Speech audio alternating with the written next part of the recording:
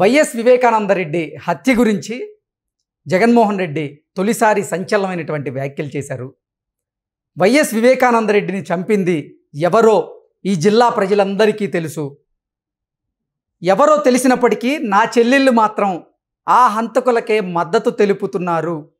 ఇది కలియుగం అంటూ కూడా సంచలనమైనటువంటి వ్యాఖ్యలు చేసిన నేపథ్యంలో ఈ అంశానికి సంబంధించి మనతో మాట్లాడేందుకు ప్రముఖ రాజకీయ విశ్లేషకులు, ప్రముఖ సీనియర్ జర్నలిస్ట్ సిఎస్ రావు గారు మనతో ఉన్నారు. సార్తో మాట్లాడదాం.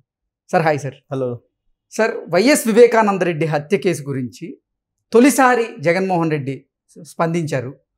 సంచలనమైనటువంటి వ్యాఖ్యలు కూడా చేశారు.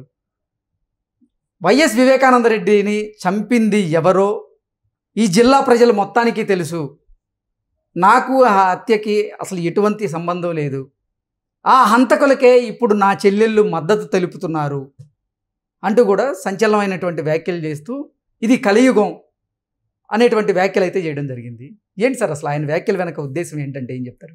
ఈ మధ్య జగన్మోహన్ రెడ్డి చేసినటువంటి వ్యాఖ్యలను కనుక చూస్తుంటే కనుక ఆయన క్రైస్తవుడు అయినప్పటికీ క్రైస్తవ మతాన్ని పుచ్చుకున్నారు అని చెప్పి అంటుంటారు కదా. ఆయన క్రైస్తవాన్ని అవలంబిస్తూ ఉంటారు. జనరల్గా క్రైస్తవంలో ఒకటి ఉంది అని చెప్పి చెప్తుంటారు. నాకు తెలిసినటువంటి ఫాదర్స్ కూడా చెప్తుంటారు. నిజమైనటువంటి క్రైస్తవుడు అయితే అబద్ధాలు చెప్పరు అనేది.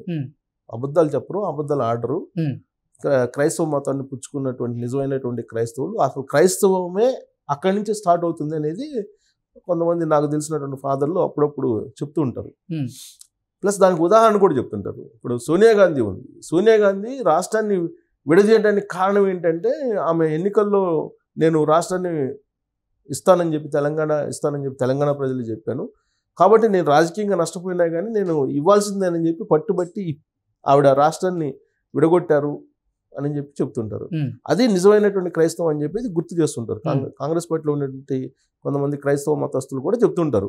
వాస్తవంగా ఇండియాలో క్రైస్తవులు అనేవాళ్ళు లేరండి. కన్వర్టెడ్ క్రిస్టియన్సే ఉన్నారు. నిజమైనటువంటి అంటే క్రైస్తవం ఆరిజిన్ క్రైస్తవం ఇక్కడ లేదు భారతదేశంలో. కన్వర్టెడ్ క్రిస్టియన్స్ ఉండేది. అయితే ఇక్కడ ఈ మధ్యకాలంలో జగన్మోహన్ రెడ్డి ఏం చెబుతున్నారంటే దో హీఈస్ క్రిస్టియన్, ఆయన మహాభారతంలో ఉన్నటువంటి కొన్ని అంశాలని ఈ యుగాల్ని ఈ చెప్తున్నారు. యాక్చువల్గా నీకు బైబిల్లో యుగాలు ఇవన్నీ వేదాలు, పురాణాలు, ఉపనిషత్తులు వాటికి సంబంధం ఉండదు. కానీ ఈ మధ్య కాలంలో ఆయన ఏం చెప్తున్నాడంటే గతంలో సిద్ధం సభలో చెప్పాడు. సిద్ధం సభలో అందరూ సిద్ధంగా అండి జమ్మి చెట్టు మీద ఉన్నటువంటి ఆయుధాలను తీసి మనం అందరూ సిద్ధం అవుదాం అని చెప్పి చెప్పడం జరిగింది. ఆ జమ్మి చెట్టు మీద ఆయుధాలను ఎప్పుడు పెట్టి వెళ్ళారు పాండవులు అనేది ఆయనకి తెలియదు పాపం. మళ్ళీ ఎప్పుడు తీసుకున్నారు అనేది కూడా తెలియదు. అజ్ఞాతంలో ఉన్నప్పుడు వాళ్ళు జమ్మి చెట్టు మీద పెట్టి అజ్ఞాతంలో వాళ్ళు ఏదో ఉండి అజ్ఞాతవాసం అయిపోయిన తర్వాత ఆ జమ్మి చెట్టుని ఆయుధాలు తీసి బయటకు వస్తారు. కానీ జగన్మోహన్ రెడ్డి అజ్ఞాతంలో లేడు కదా. 2019 నుంచి అధికారంలో ఉన్నాడు కదా, రాజ్యాన్ని ఏళ్తున్నాడు కదా. రాజ్యాన్ని ఏళ్తున్నప్పుడు నీకు జమ్మి చెట్టు మీద ఆయుధాలు పెట్టాల్సిన అవసరం ఏముంది అసలు? ఇప్పుడు 5 సంవత్సరాల నుంచి జమ్మి చెట్టు మీద ఆయుధాలు పెట్టలేదు కదా. పాపం బహుశా ఆయనకి రాసిచ్చిన వాళ్ళు ఎవరో ఆ నేపథ్యం పాపం జగన్మోహన్ రెడ్డి తెలియదు అది చెప్పారు. మళ్ళీ ఇప్పుడు కలియుగం గురించి చెప్పాడు. ఆయన ఏ సందర్భంలో చెప్పాడు? మేమంతా సిద్ధం అనేటువంటి కార్యక్రమానికి శ్రీకారం చుట్టాడు. ఇడుపులపాయ నుంచి శ్రీకారం చుట్టాడు. ఇడుపులపాయ దగ్గరికి వెళ్ళి రాజశేఖర రెడ్డి సమాధి వద్ద నివాళులు అర్పించి ఆమె విజయమ్మ గారి ఆశీస్సులు తీసుకొని ఆమె ఆలింగనం చేసుకొని ఆమె ఆశీస్సులు తీసుకొని ఆ తర్వాత మేమంతా సిద్ధం కార్యక్రమానికి బయలుదేరారు. బయలుదేరిన సందర్భంగా ప్రొద్దుటూరులో మొట్టమొదటి సభ జరిగింది. ఆ ప్రొద్దుటూరు సభలో ఆయన చేసినటువంటి ప్రసంగంలో ఏంటంటే కలియుగం ఇది, అబద్ధాలకి నిజాలకి పోరాటం ఇది, ఇది ఎన్నుపోట్లకి నిజాయితీకి మధ్య జరిగేటువంటి పోరాటం ఇది కలియుగం. కలియుగంలో తప్పు చేయనటువంటి వాళ్ళు కూడా నిజాయితీ పరులుగా కనిపిస్తుంటారు అని చెప్పి ఆయన తాత్విక చింతనలో చెప్పాడు. కలియుగం వారికి కూడా నిజాయితీగా తప్పు చేసిన వారికి కూడా నిజాయితీగా కనిపిస్తుంటారు అని చెప్పి. అసలు కలియుగ ధర్మం ఏంటంటే మామూలుగా 4 యుగాలు ఉన్నాయి. జగన్మోహన్ రెడ్డికి మరి తెలుసో తెలియదు. కృతయుగం, త్రేతాయుగం, ద్వాపరయుగం, కలియుగం. కలియుగ ధర్మం ఏంటంటే అత్యంత పరమ దుర్మార్గులు ఎవరైతే ఉన్నారో వాళ్ళే పై స్థాయిలో ఉంటారంట. రాజ్యం వెళ్తుంటారు. అత్యంత దుర్మార్గులు ఎవరైతే ఉన్నారో వాళ్ళే రాజ్యం వెళ్తుంటారు.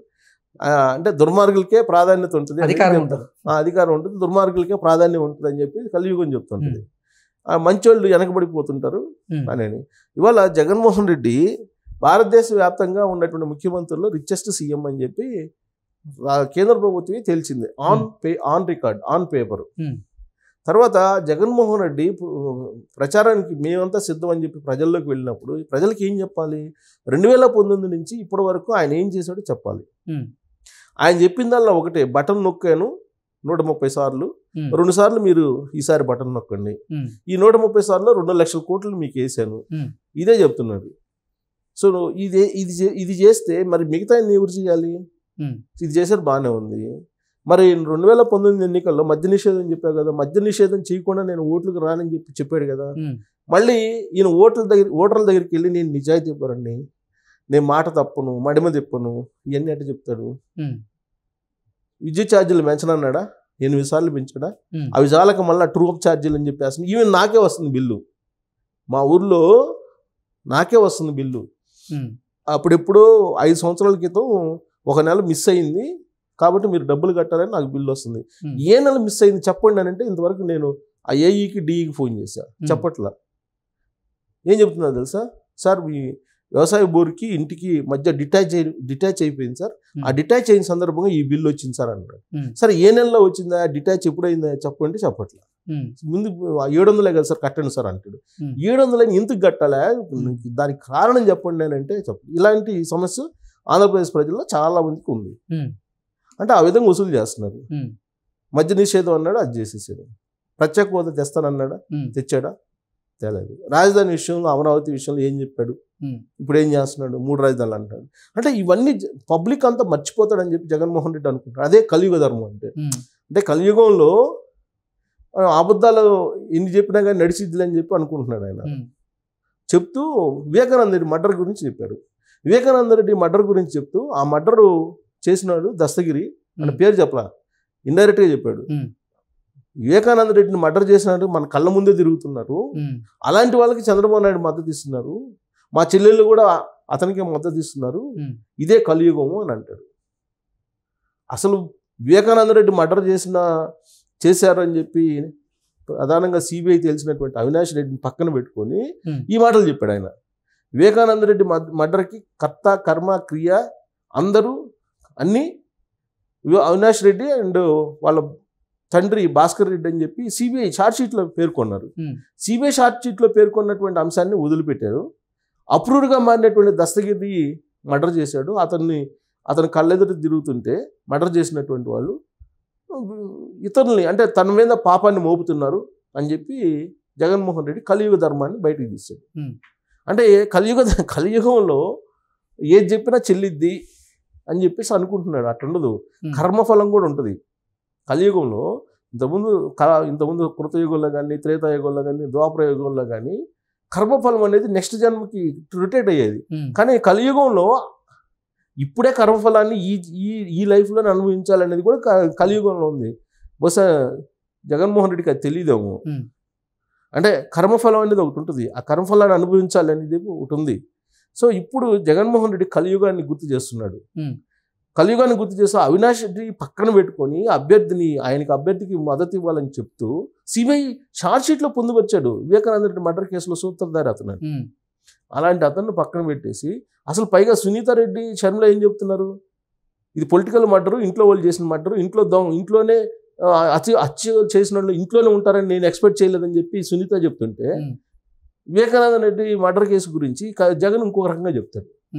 నువ్వు పోయిందేమో పొలిటికల్ ప్రచారం, ఎన్నికలకు సిద్ధం అవుతున్నావు, నువ్వు చెప్పింది వివేకానంద రెడ్డి మర్డర్ కేసు. అంటే వివేకానంద రెడ్డి మర్డర్కి సంబంధించినటువంటి కథనాలు ఎక్కడ రాకూడదు అని గతంలో ఆయనే పిటిషన్ వేసి ఇప్పుడు ఆయనే మళ్ళీ ఎన్నికల వేళ వైఎస్ వివేకానంద రెడ్డి హత్యని ప్రస్తావించడం ఎంతవరకు కరెక్ట్ అంటారు? కలియుగం అంతే. ఓకే, కలియుగం అంటే ఆయన మాత్రం మాట్లాడచ్చు, ఇంకెవరు మాట్లాడకూడదు. ఆయన మాత్రం మాట్లాడచ్చు. వివేకానంద రెడ్డి మర్డర్ గురించి ఆయన ఏది చెప్తే అది వేదం, ఆయన చెప్పిందే నిజం, మిగతా వాళ్ళు చెప్పింది అబద్ధం. సిబిఐ చెప్పినా, దర్యాప్తు సంస్థ చెప్పినా కానీ అబద్ధం. జగన్మోహన్ రెడ్డి చెప్పిందే నిజం. అదే కలియుగం ఆయన చెప్పింది. కలియుగ ధర్మం అంటే అలా ఉంటుంది. జగన్మోహన్ రెడ్డి చెప్పినటువంటి కలియుగ ధర్మం అది. ఇప్పుడు ఒక పక్క వివేకానంద రెడ్డి కూతురు చెప్తోంది హత్య చేసిన వాళ్ళు ఇంట్లోనే ఉన్నారని, పొలిటికల్ మర్డర్ అని చెప్పి షర్మిలా చెప్తోంది. ఇంతమంది చెప్తుంటే ఆమె వివేకానంద రెడ్డి భార్య సౌభాగ్యం చెప్తుంది కదా, ఇంట్లో వాళ్ళే మర్డర్ చేశారని ఇంతమంది చెప్తుంటే మళ్ళీ సిబిఐ వాళ్ళు ఎంక్వైరీ చేసి పలానోళ్ళు చేశారని చెప్పి ఛార్జ్ షీట్ వేస్తే జగన్మోహన్ రెడ్డి చెప్పేది ఏంది? జగన్మోహన్ రెడ్డి ఏం చెప్తున్నాడు? దస్తగిరి చంపాడు, ఆల్రెడీ చెప్పాడు కదా, అప్రూవ్గా మారాడు కదా అని అంటాడు. అప్రూవ్గా మారాడు, కానీ అతని చేత మర్డర్ ఎవరెవరు మర్డర్ చేయమన్నారని కూడా చెబుతున్నాడు కదా దస్తగిరి. పోనీ జగన్మోహన్ రెడ్డి యాంగిల్ నుండి తీసుకున్నాం, దస్తగిరి చెప్తున్నాడు నేనే చంపానని చెప్తున్నాడు దస్తగిరి. మరి దస్తగిరి ఎవరు చంపుకున్నారు అనేది కూడా చెప్తున్నాడుగా. మరి దస్తగిరి మిగతా మాటలను కూడా తీసుకోవాలిగా జగన్మోహన్ రెడ్డి. ఎవరెవరు చంపుకున్నారు దీని వెనక అనేది దస్తగిరి క్లియర్గా చెప్తున్నాడు కదా. అవినాష్ రెడ్డి పేరు చెప్తున్నాడు కదా, దస్తగిరి కూడా చెప్తున్నాడు కదా. దస్తగిరినే అతను హంతకుడు అనుకుంటే అతను చెప్పే మిగతావి కూడా కరెక్టే కదా. చట్టంలో ఏం చెప్తుంది? హత్య చేసినటువంటి వాడి కన్నా హత్యకు పురికొల్పినటువంటి వాళ్ళు శిక్షార్హులు అని చెప్తుంది. సో జగన్మోహన్ రెడ్డి కొంచెం ఎలక్షన్ టైంలో నువ్వు ఏం చేసావో 5 సంవత్సరాల పాటు అది చెప్తే బాగుంటుంది, కానీ ఇలాంటి అంశాలు తీసుకుని 2019లో చెప్పావు, అయిపోయింది, గెలిచావు, ముఖ్యమంత్రి అయ్యావు. ఇప్పుడు కూడా మళ్ళీ దాన్ని చెప్పి గెలవాలనుకుంటే ప్రజలు అంత అమాయకులు కాదు. కలియుగంలో కర్మఫలం కూడా ఉంటుందని చెప్పేసి మనం గుర్తించుకోవాలి.